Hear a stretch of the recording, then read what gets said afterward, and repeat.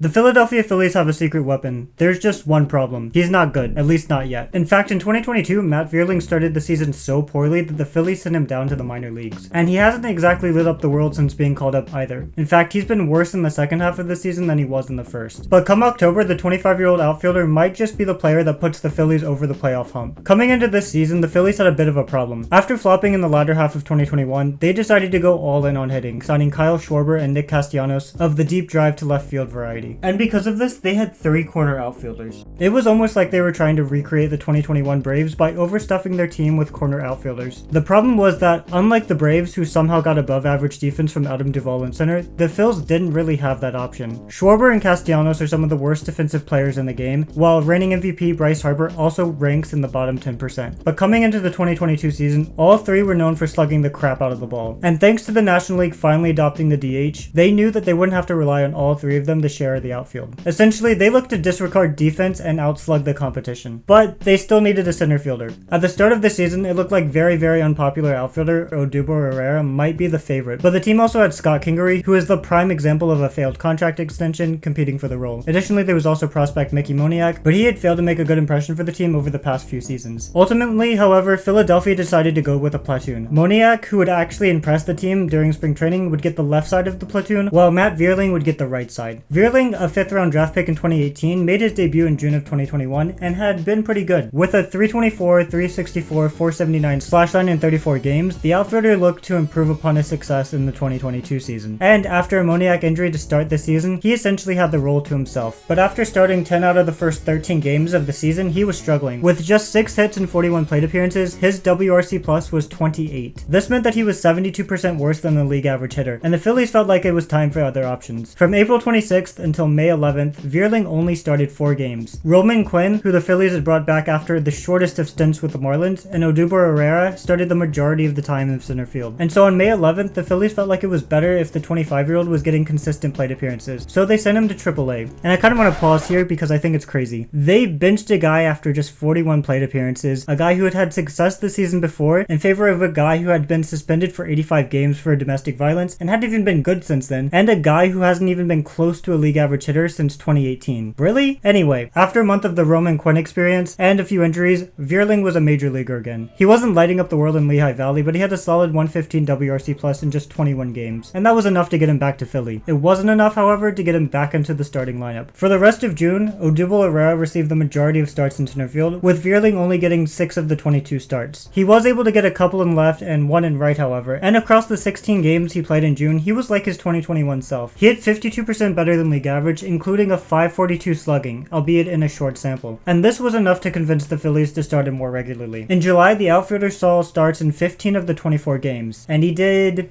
Remember when I started this video and I called him the Philly secret weapon that wasn't good yet? Well, that wasn't a lie. Despite a good June, Vierling wasn't able to carry over the success to the next month, or the month after that. In July, Vierling got 80 plate appearances and only reached base in 23 of them. His WRC plus for the month was 59, and this was his slash line. Thanks in part to his performance, the Phillies went out and acquired Brandon Marsh, who wasn't much of a hitter, but is one of the best defensive center fielders in baseball. While this wouldn't solve the bad issues Philadelphia had in center, it would at least aid their miserable defense, which Keith Hernandez knows all too well. I hate doing Philly games. Like, as far as fundamentally and defensively, the Phillies have always been just, not up to it. And this has been the arrangement since the beginning of August. Marsh primarily starts in center, Vierling plays when there's an opening, like when Kyle Schwarber missed time in the middle of the month or when Marsh himself missed games in the back half of August. And Vierling still hasn't been able to manage repeating his June success. So why is he getting a video?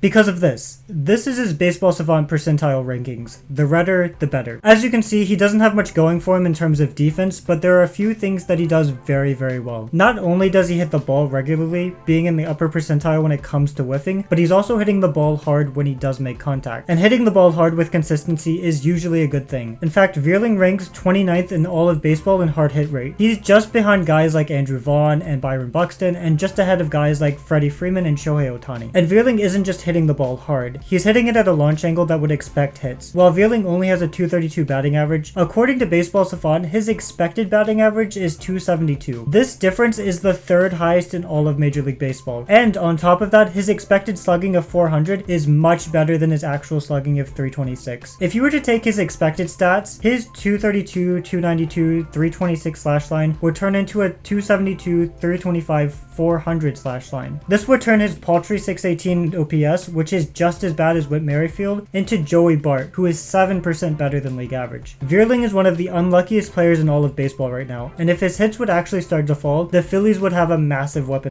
But why is that important? The Phillies are essentially a lock for a wildcard spot at the time of this video, but getting to the best of 3 play-in series and advancing past it are 2 different stories. The fact is that they'll likely have to face one of their division rivals, both of whom are on track for over 100 wins. And the Phillies' strategy of outslugging the competition has worked, to a point. They still have a hole in the outfield. Nick Castellanos is injured at the time of this writing, but he hasn't been good the entire season, and while rookie Nick Maton has been good in a short sample, he's essentially the opposite of Vierling, greatly outperforming his outputs. In reality, even with Castellanos back, Vierling could be the difference between a first-round exit and a long postseason run. And even if his hits don't eventually fall, the Phillies could always use him as a pinch runner. On top of his hard hit rate, Vierling is very fast. He is the 19th fastest player in all of the game. So if all else fails, the Phillies could have a Terran score light for the postseason. He's still on the loading screen, but watch out if he gets past it.